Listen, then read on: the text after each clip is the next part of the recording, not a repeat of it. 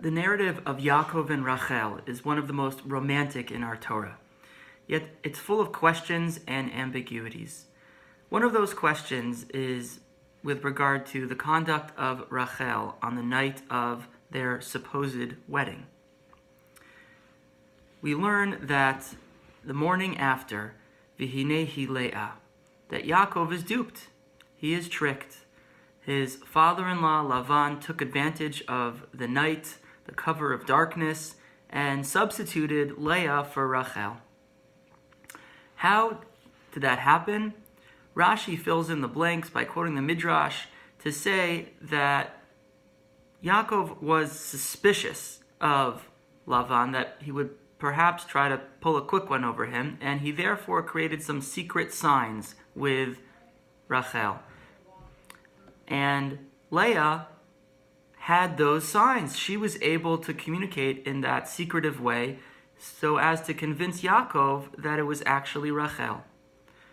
The question is, how could Rachel betray her almost husband by passing along those signs to her sister? It would seem that Yaakov anticipated this happening, planned for it, and had a specific way to avoid it.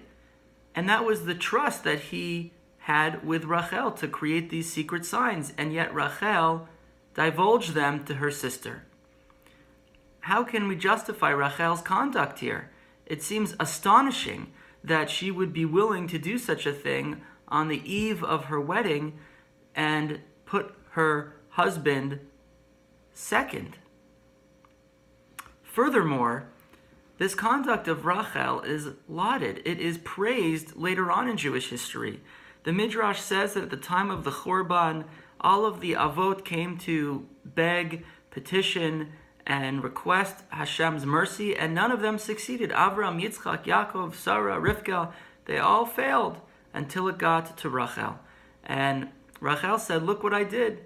I had the ability to put myself second, to put my sister first by giving her the simanim, and Hashem had mercy on the Jewish people.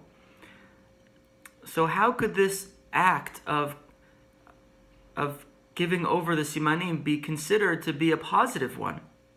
And lastly, this trickery that Yaakov seems to be the victim of, in some ways, makes him love Rachel even more. In the pasuk following the switch, Yaakov says, "Vayahev gam et Rachel mileah." It seems like soon after the wedding between Yaakov and Leah, Yaakov all of a sudden loves Rachel even more. Is it just that he doesn't have her and he misses her, and the anticipation of marrying her is that much more present? But how could that be if she just, in some ways, appeared to turn her back on him by breaking their secret code and sharing it with Leah? So that is one of the big questions on the romantic narrative of Yaakov and Rachel. How could Rachel be complicit in the trickery of her father-in-law and leave Yaakov out to dry?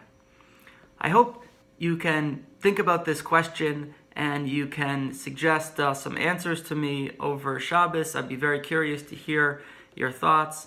For now, I'm going to just suggest one reason. This reason is based on a midrash, which says that the morning after, Yaakov, when he wakes up in bed and it's Leah there, is furious at Leah and says, how could you do this? How could you trick me like this?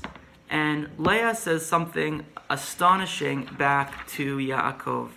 She says, Ve'ata lama rimita avicha kishamar lecha ha'ata ze b'ni Esav ve'amarta lo anochi Esav b'chorecha.